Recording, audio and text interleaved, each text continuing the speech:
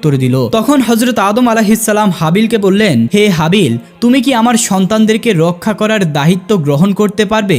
হাবিল বলল, হে আমার পিতা, আল্লাহ রাব্বুল আলামিন যদি আমার উপর অনুগ্রহ করেন তাহলে অবশ্যই আমি এই দায়িত্ব গ্রহণ করতে রাজি আছি। এরপরে হযরত আদম ও বিবি হাওয়া স্বীয় সন্তানদেরকে রক্ষণাবেক্ষণের দায়িত্ব হাবিলের কাছে দিয়ে মক্কার উদ্দেশ্যে রওনা হয়ে গেলেন। আদম আলাইহিস সালাম হজে গমন করার পরে কাবিল তার উদ্দেশ্য সিদ্ধির জন্য একটি বিশাল সুযোগ পেয়ে গেল।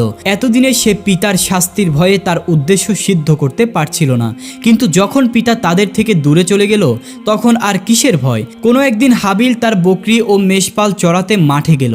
এরপরে সে ক্লান্ত হয়ে একটি বৃক্ষের ছায়ায় ঘুমিয়ে পড়ল। কাবিল যখন দেখল হাবিল নির্জন একটি প্রান্তরে গাছের ছায়ায় একাই ঘুমিয়ে রয়েছে, তখন সে সেটিকে বিশেষ সুযোগ মনে করতে লাগলো। সে ভাবল হাবিলকে হত্যা করার জন্য এটাই উপযুক্ত সময়, কিন্তু সে একটি বিপদের সম্মুখীন হয়ে গেল। হত্যা করবে তো ঠিকই, কিন্তু হত্যা করবে কোন উপায়ে তা সে স্থির করতে পারল না।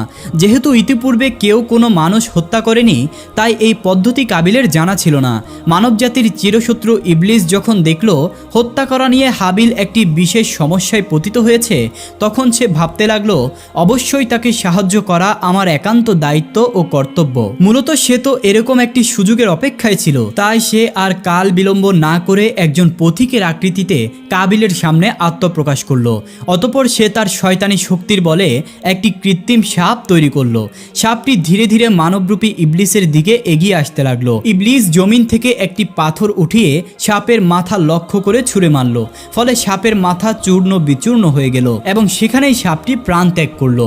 হত্যা করার এই পদ্ধতি দেখে কাবিল অত্যন্ত খুশি হলো এবং সে স্থির করলো এই পদ্ধতিতেই সে তার ভাই হাবিলকে হত্যা করবে। হত্যা করার পদ্ধতি শিকার পরে কাবিল ধীরে ধীরে হাবিলের দিকে এগিয়ে যেতে লাগলো। যখন সে হাবিলের কাছে পৌঁছে গেল তখন সে বিরাট একটি পাথর হাতে তুলে নিল। অতঃপর সে পাথরটি ঘুমন্ত হাবিলের মাথা লক্ষ্য করে প্রচণ্ড বেগে ছুঁড়ে মারল। পাথরের আঘাতে হাবিলের মাথা ফেটে চৌচির হয়ে গেল এবং সাথে সাথে সে মৃত্যুর কোলে ঢলে পড়ল। হাবিলের মৃত্যু তো হলো ঠিকই, কিন্তু এখন একটি নতুন সমস্যা দেখা দিল, আর তা হলো এই যে হাবিলের মৃতদেহ কিভাবে গোপন করে নিজের আত্মরক্ষা করবে। তার মনে এই চিন্তা দেখা দিল যে যদি হাবিলের লাশ এভাবে এখানে পড়ে থাকে তাহলে তার মৃত্যুর কথা নিশ্চয়ই পিতার কর্ণগোচর হবে এবং আমি যে তার হত্যাকাণ্ড ঘটিয়েছি এটা অবশ্যই তিনি বুঝতে পারবেন। সুতরাং হাবিলের মৃত্যুর খবর কিছুতেই যাতে পিতার কানে না পৌঁছে এবং তার লাশেরও যাতে তিনি কোনো সন্ধান না পান, এজন্য তার লাশকে গোপন করে রাখা দরকার। কিন্তু কাবিল বুঝতে পারছিল না যে কিভাবে সে তার ভাই হাবিলকে দাফন করবে। যেহেতু ইতিপূর্বে এ কাজ পৃথিবীর কোনো মানুষই করেনি, তাই কাবিল তার ভাই হাবিলের মৃত লাশ কাঁধে নিয়ে এদিক সেদিক ঘোরাঘুরি করতে লাগলো। আর সে ভাবতে লাগলো কিভাবে এই লাশটিকে গোপন করা যায়।